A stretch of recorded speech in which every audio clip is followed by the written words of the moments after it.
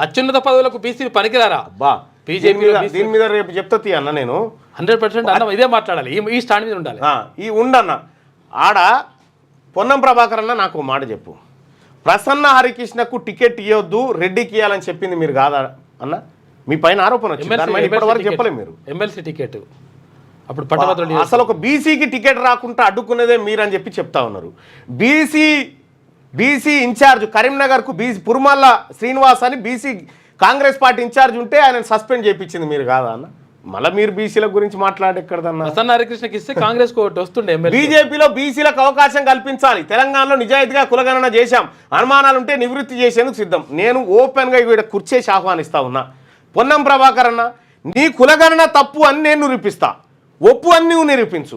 ఒకవేళ నేను తప్పు అని నిరూపించకపోతే నేను రాజీనామా చేసి నీకే ఇస్తా, నువ్వే తీసుకుపోయి ఇచ్చేద్దు.